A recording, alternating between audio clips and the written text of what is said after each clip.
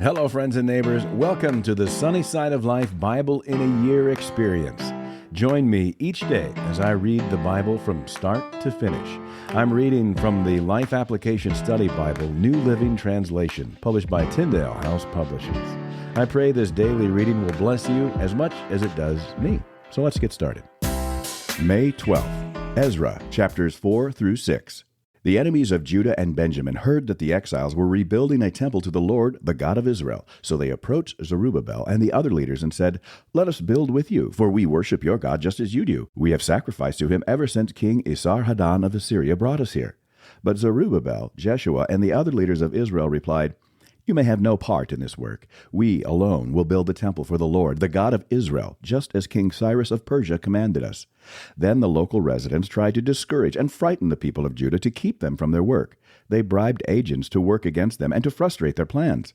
This went on during the entire reign of King Cyrus of Persia and lasted until King Darius of Persia took the throne.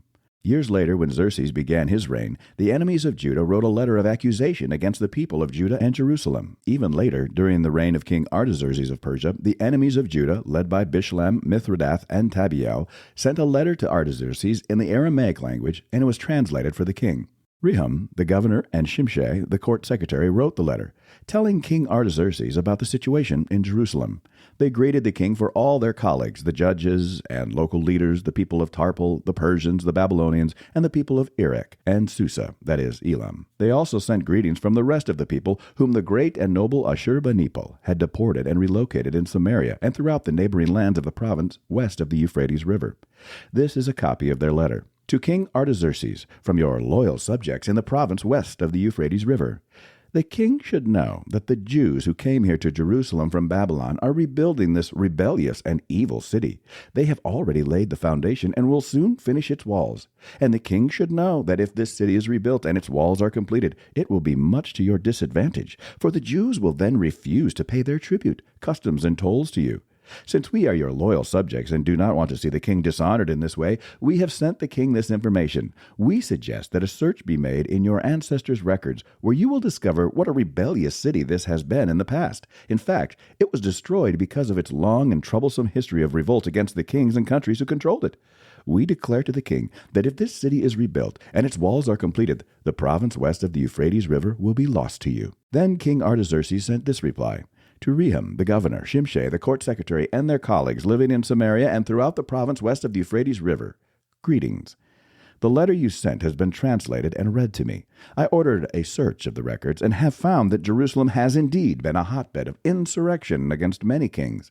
In fact, rebellion and revolt are normal there. Powerful kings have ruled over Jerusalem and the entire province west of the Euphrates River, receiving tribute, customs, and tolls. Therefore, issue orders to have these men stop their work. That city must not be rebuilt except at my express command. Be diligent and don't neglect this matter, for we must not permit the situation to harm the king's interests. When this letter from Artaxerxes was read to Rehum, Shimshai, and their colleagues, they hurried to Jerusalem. Then, with a show of strength, they forced the Jews to stop building. So the work on the temple of God in Jerusalem had stopped, and it remained at a standstill until the second year of the reign of King Darius of Persia. At that time, the prophets Haggai and Zechariah, son of Iddo, prophesied to the Jews in Judah and Jerusalem. They prophesied in the name of the God of Israel, who was over them. Zerubbabel, son of Shealtiel, and Jeshua, son of Jehozadak, responded by starting again to rebuild the temple of God in Jerusalem. And the prophets of God were with them and helped them. But Tattenai, governor of the province west of the Euphrates River, and Shethar-Bozenai, and their colleagues soon arrived in Jerusalem and asked, "Who gave you permission to rebuild this temple and restore this structure?" They also asked for the names of all the men working on the temple. But because their God was watching over them, the leaders of the Jews were not prevented from building until a report was sent to Darius, and he returned his decision. This is a copy of the letter that Tattenai, the governor, Shethar-Bozenai, and the other officials of the province west of the Euphrates River sent to King Darius. To King Darius, greetings. The king should know that we went to the construction site of the temple of the great God in the province of Judah. It is being rebuilt with specially prepared stones, and timber is being laid in its walls.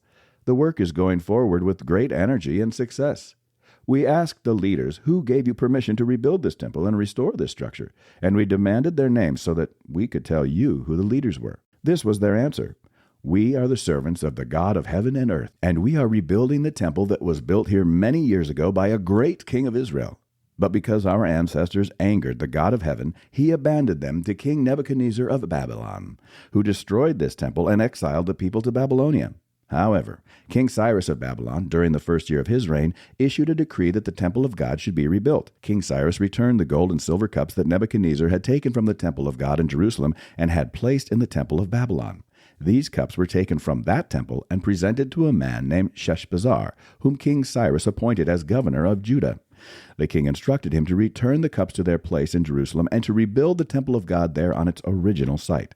So this Sheshbazzar came and laid the foundations of the temple of God in Jerusalem. The people have been working on it ever since, though it is not yet completed.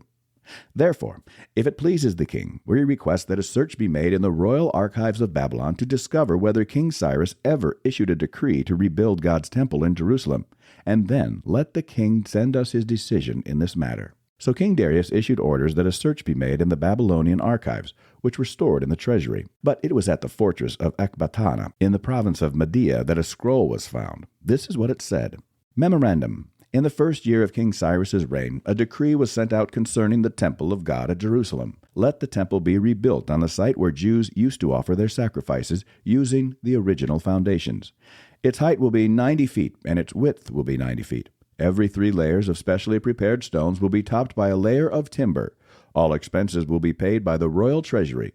Furthermore, the gold and silver cups which were taken to Babylon by Nebuchadnezzar from the temple of God in Jerusalem must be returned to Jerusalem and put back where they belong. Let them be taken back to the temple of God. So King Darius sent this message. Now therefore, Tattenai, governor of the province west of the Euphrates River, and Shethar-Bozenai, and your colleagues and other officials west of the Euphrates River, stay away from there.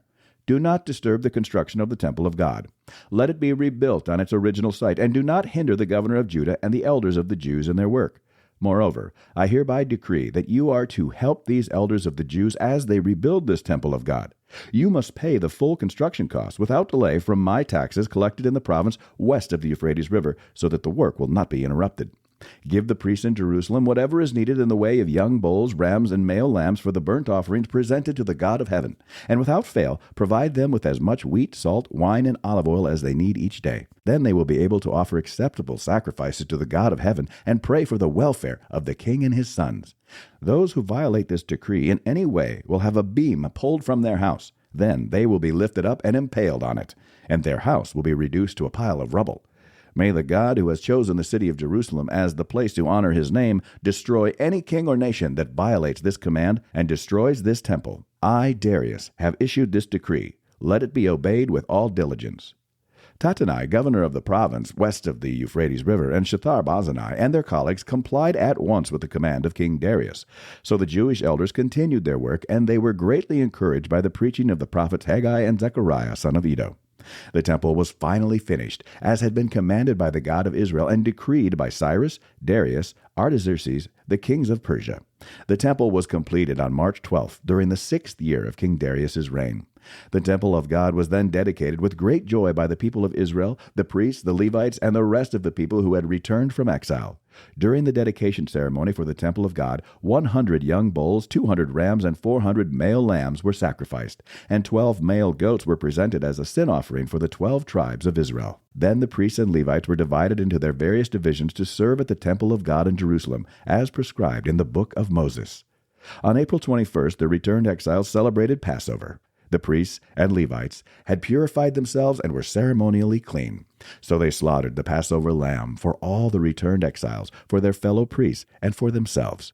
The Passover meal was eaten by the people of Israel who had returned from exile, and by the others in the land who had turned from their corrupt practices to worship the Lord, the God of Israel. Then they celebrated the festival of unleavened bread for 7 days.